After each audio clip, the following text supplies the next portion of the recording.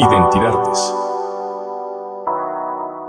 Bienvenidas, bienvenidos a un episodio más de nuestro podcast Identidades, el podcast del Centro de Documentación e Investigación de las Artes y de la Secretaría de Cultura. Nos da mucho gusto hoy contar con una gran amiga, colega, activista, promotora, gestora, conductora y 200,000 cosas, viajera incansable también, Gretel Castorena. Un gusto que estés acá con nosotros. Al contrario, Almita, para mí es un placer tener la oportunidad de estar en contacto con la gente que te sigue, con la gente que sigue al Centro de Cultura y de las Artes, sobre todo en la coyuntura de una fecha que ya tenemos de frente y que es momento, pues sí, de reflexionar de alguna manera cómo hemos transitado a lo largo del tiempo, pero sobre todo en dónde estamos paradas, que me parece que es fundamental en función precisamente de que la fecha a lo largo del tiempo pues se ha desvirtuado y parece increíble que en el siglo XXI todavía existan algunas personas e incluso mujeres que piensen que es un día de festejo o de celebración cuando en realidad es un día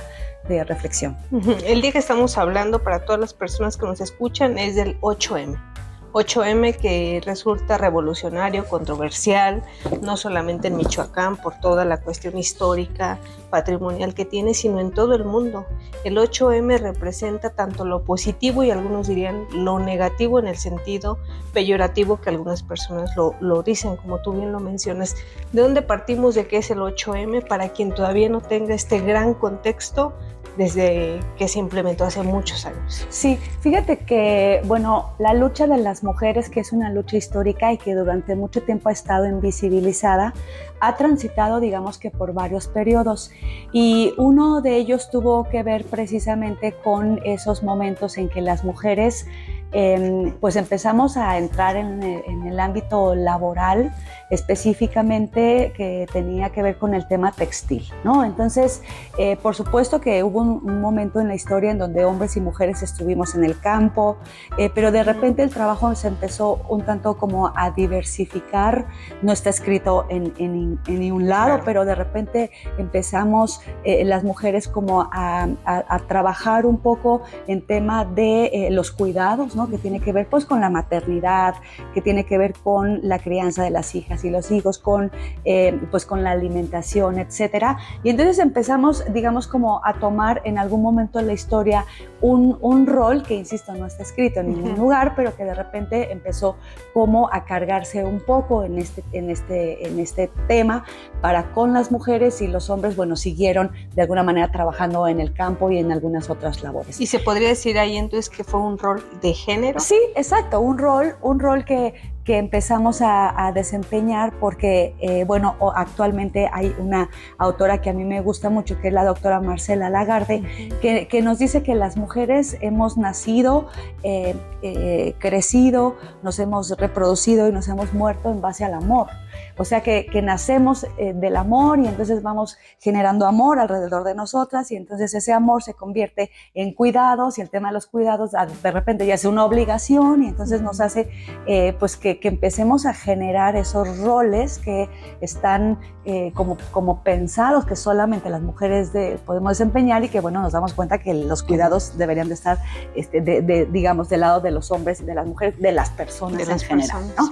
Y entonces, bueno, esto sucede, las mujeres empiezan a trabajar digamos en el ámbito textil, que es porque la historia es dependiendo de quién la escriba, obviamente, ¿no? Y hay muchos mitos alrededor del 8M, pero uno de ellos empezó muchísimo antes de ese mito, porque, bueno, que no fue mito porque formó parte de la realidad, pero que mucha gente sigue pensando que el 8M tiene que ver con estas mujeres que estaban en la fábrica de Triangle allá en Nueva York, y que, bueno, terminaron más de 149 personas muertas, entre ellas más de 120 mujeres, ¿no?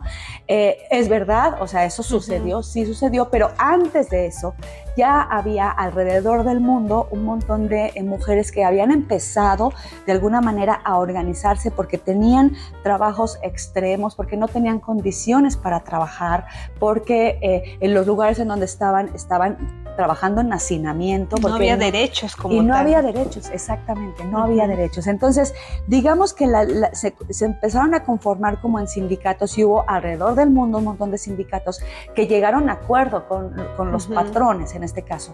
Pero en el caso específico, lo que pasó en Nueva York, efectivamente, ellas ya estaban organizadas, ya había habido una huelga. Esa huelga no había tenido de alguna manera pues el mismo efecto que en otros países, en donde sí se llegó a acuerdos, en donde se redujo el horario, por ejemplo, de trabajo, aunque hasta la fecha, siglo XXI, seguimos sin empatar en términos de salario, por ejemplo, en hombres y mujeres. Pero bueno, en ese entonces eso fue lo que sucedió. Específicamente en Nueva York no se llega a un acuerdo. Algunas personas dicen es que el dueño de la fábrica a propósito incendió el edificio. En realidad era un edificio de 10 pisos, ellas estaban pues en los pisos finales, digamos, hasta arriba. Había solamente 2 puertas, una puerta que nunca se abría, ¿no? Que es como la puerta en donde efectivamente el patrón decía para tenerlas controladas, y la otra que era solamente la otra puertita, pues a la hora del incendio, que seguramente fue ocasionado por un cigarrillo, porque tú sabrás que en ese entonces, bueno, las mujeres y las personas en general fumábamos adentro, ¿no? Sí. O sea, yo me acuerdo que en las redacciones de muchos medios donde trabajé fumábamos, pero bueno, sí, hubo un incendio, sí, hubo muertas. Y eso fue, digamos, una especie como de detonante de una serie de eventos que habían acontecido años antes y que, bueno, de alguna manera en ese momento se hizo que a nivel nacional, bueno, tomara una visibilización muy importante para esto, pero en su momento, bueno, ya las mismas rusas estaban pidiendo pan y paz, ¿no? Porque estaban en guerra, que además durante mucho tiempo estuvieron en guerra. Las mismas alemanas, bueno, Clara Zetkin, que finalmente a ella le debemos la conmemoración, que estuvo participando desde Alemania y después en la Conferencia Mundial en Copenhague, en donde dijo, bueno, a ver, tenemos que declarar y cada país tiene que poner sus propias digamos, sus propios mecanismos como para poder decir es un día internacional pero fíjate, ella decía no de la mujer, sino de las mujeres, porque las mujeres somos una pluralidad, porque cada una de nosotras tiene nuestro propio recorrido, nuestra propia forma de ser y de estar en el mundo, ¿no? Nada menos, bueno, hace poco terminé un libro de una mujer, Bell Hooks, que además escribe su nombre con minúscula, en donde ella decía, sí, todo el movimiento de las mujeres que está ahí eran las mujeres obreras y las mujeres trabajadoras que son las que están hasta abajo del proletariado, porque también había hombres en el proletariado, por supuesto, pero las mujeres estaban hasta abajo, ¿no? O sea, ellas, digo, no es lo mismo nacer en un cuerpo de hombre que nacer en un cuerpo de mujer. Yo le digo a mis estudiantes hoy en día, la diferencia entre uno de mis compañeros, profesores y yo tiene que ver con que a lo mejor hoy ganamos lo mismo estando frente a grupo. La diferencia, en el mejor de los casos. En el mejor de los casos. Mismo. Exacto. La diferencia es que él nunca va a venir menstruando, él nunca va a venir con un cólico y él nunca va a venir embarazado. Circunstancia en la que podría estar yo. Entonces ahí ya hay una diferencia abismal, ¿no? Bueno, entonces retomando un poco el tema de la historia, efectivamente había hombres pobres, por supuesto, las mujeres eran las más pobres de las más pobres, porque además no solamente atendían en términos económicos un trabajo que era mal pagado, sino en casa tenían el asunto de los cuidados, que hasta la fecha sigue siendo una agenda pendiente que se tiene con las mujeres, porque seguimos nosotras estando al pendiente del cuidado de un trabajo que es la triple jornada, ¿no? Decían doble, podríamos pensar que incluso triple, si tú tienes un hijo con discapacidad o una hija con discapacidad, no solamente la alimentas, no solamente la cuidas, sino todo lo que conlleva para que esa persona esté bien, ¿no? Había una escritora, no recuerdo el nombre, que dice, ¿con qué cargamos las mujeres siempre? Exacto. Es el trabajo, la casa, el esposo, los hijos, si tienes un hijo, hija con discapacidad. Exacto. No es que la mujer se desprende de algo, es la mujer siempre carga con algo. Siempre. Incluso si metes un poco o metemos al mitad un poco el tema de la iglesia, cargamos hasta con culpas, ¿no? Porque la culpa la llevamos siempre, ¿no? Y además así nos dice la iglesia, ¿no? Por mi culpa, por mi gran culpa. Y nosotras nos creemos que es nuestra culpa que nuestra hija esté embarazada en edad menor de edad, que la drogadicción, que si es buena o no estudiante, o sea, las culpas siempre las vamos cargando nosotras. Entonces, bueno, retomando un poco el tema de la historia, pues sí, se cae en cuenta precisamente de que las mujeres les va mal, pero nos dice Bell Hooks, sí, ustedes, está bien, están diciendo les va mal porque son las mujeres pobres del proletariado y están abajo de todo el sistema, pero ¿qué creen? Estamos las mujeres negras, ¿no? Sí. Que también no solamente tenemos eso, luchamos contra el racismo. Claro, y además de todo, entonces imagínate qué pecado ser mujer, ser pobre, ¿no? Trabajar 3 veces que te pagan, que no te pagan y además ser negras, ¿no? Entonces empieza a haber de alguna manera, bueno, discusiones en todo el mundo en donde se empiezan a dar cuenta en estas conferencias internacionales que la problemática de las mujeres en el mundo es más o menos similar, ¿no? Y que entonces, bueno, a final de cuentas tenemos la misma línea de trabajo, aunque cada quien desde su trinchera. Bueno, pues la ONU dice, vamos a unificar, que la ONU también, que es una institución que hace recomendaciones a los 198 países, en donde México, por supuesto, tiene tratados internacionales firmados, pero que habla solamente de, a veces así nos parece, ¿no? Desde una posición un poco privilegiada, ¿no? Porque o institucionalizada también. Y muy institucionalizada, ¿no? Sí, que a veces no representa los intereses de las mujeres que están en tierra.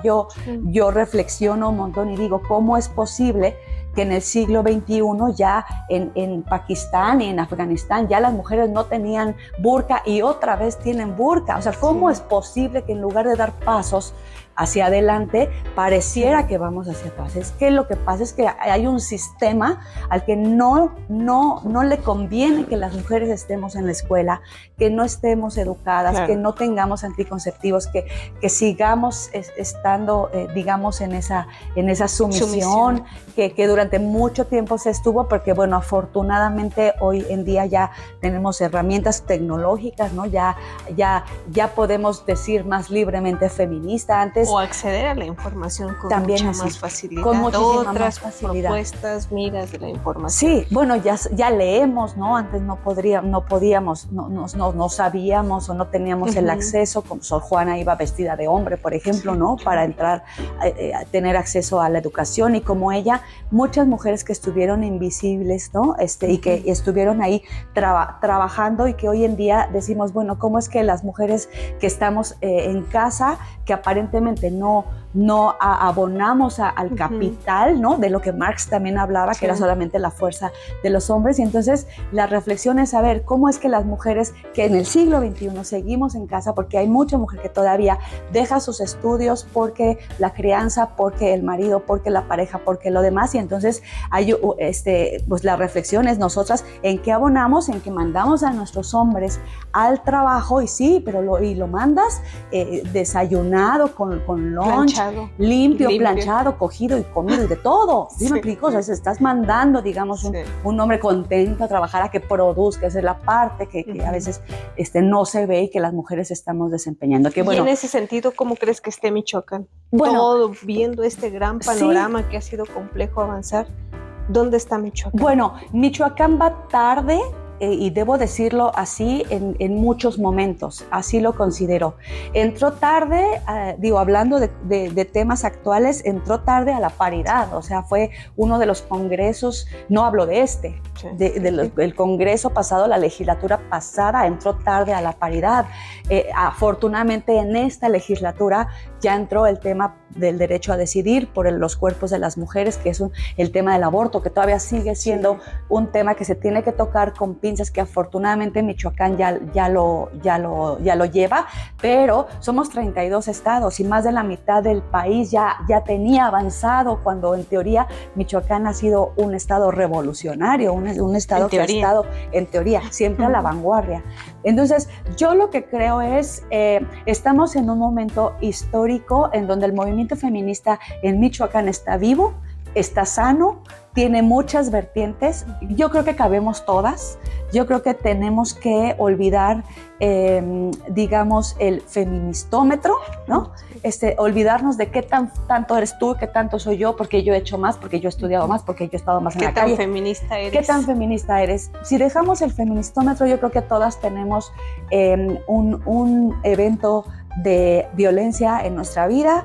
Yo creo que nosotras hemos estado en algún momento de nuestra vida en desacuerdo con algo y eso ya nos hace ser parte de un movimiento, ¿no? Claro. Entonces, yo creo que cabemos todas hoy en las manifestaciones, sobre todo la del 8 de marzo, que es nuestro día, ¿no? Que es el día de reivindicar y de hacer posicionamientos incluso de qué es lo que el Estado nos está quedando a deber. Y yo creo que parte de esa agenda tiene que ver hoy en día con la violencia. Si algo nos tiene de la mano a las mujeres en el mundo es el asunto de las violencias, que además vale la pena reconocer en el 2019, antes de pandemia, cuando las tesis nombran su performance extraordinario y maravilloso, que ha dado tesis doctorales y que, bueno, yo podría decirte que en algún momento intenté irme como por ahí, en donde ellas toman la literatura y toman las tesis doctorales, en este caso de la doctora Rita Segato, ¿no? Y entonces nos dicen, hay un violador en tu camino y el violador eres tú, ¿no? Y entonces habla de tu sistema, tu policía, tu institución, toda la gente que está en contra de que yo me vista, de que yo hable, de que yo sea, de que yo exista. De que yo exista, exacto. Entonces estamos en un momento incómodo. Yo creo que sí, muy visible, porque dicen que si el feminismo no incomoda, entonces es marketing. Entonces, ¿tenemos que incomodar? La respuesta es sí. O sea, la presencia de nosotras en las calles incomoda, sí, pero incomoda esto como incomodan otros movimientos sociales que también son muy válidos, el de los estudiantes, el de los profesores, el de los transportistas, el de quién sabe cuántas, ¿no?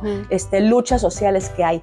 La lucha de las mujeres tiene que estar en la calle. La respuesta es sí, solamente así es como se llama la atención. Sí hay una agenda pendiente, sí tenemos que transitar todas juntas, porque esto se trata de que todas nos unamos y de que podamos marcar una agenda y podamos ir de la mano con las instituciones que están poniendo de alguna manera. Afortunadamente, yo creo que en este momento hay personas en el poder, mujeres en el poder con poder, que eso mucho tiempo no se vio, porque cuando empezaba la farsa de la paridad había mujeres en el poder sin poder, y detrás de ellas había alguien que les decía más o menos de qué iba, y sobre todo si hablas de un partido político, ¿no? Hoy me parece que hay mujeres sumamente inteligentes tomando decisiones de la confianza, si bien es cierto, de algunos hombres que siguen estando en el poder, pero sí creo que tenemos una agenda muy clara, una agenda sensible, y tenemos empatía, porque esto es bien importante, que tengamos empatía. Si no nos gusta la manifestación, tendríamos que tener empatía. Si no soy valiente para luchar en la calle, entonces tengo que ser respetuosa o respetuoso con la persona que sí lo está haciendo. Entonces, puedes decir no soy feminista.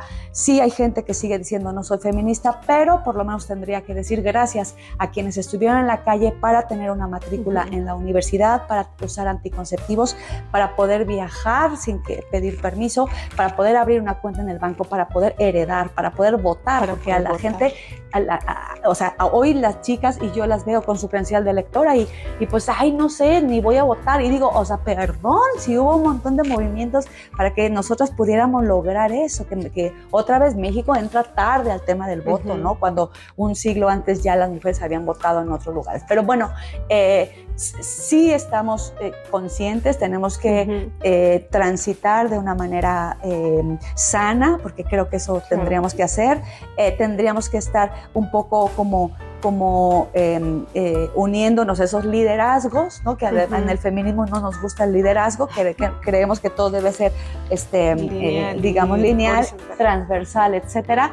Pero sí darle voz a quien podría dar la mejor idea, digamos, para poder hacerlo. Entonces, insisto, es un día de reflexión, es un día en el que tenemos que seguir abonando. No es un día de felicitar, es un día de decir esto desde mi trinchera o desde mi metro cuadrado, hacia dónde transito y cómo es que yo puedo ir caminando y dando la estafeta a las otras generaciones. Hoy vemos en la calle mujeres muy adultas, mujeres mujeres jóvenes y niñas, ¿no? Es decir, una generación completa, transgeneración, exactamente, de 1, 2 o 3 generaciones, unas diciendo somos las hijas de las brujas que no quemaron en la Inquisición, que también fue un momento espantoso para las mujeres sabias, las mujeres inteligentes, etcétera, y nos siguen diciendo brujas. Pues sí, y es un honor ser bruja, ¿no? En este momento, haciendo honor a todas aquellas mujeres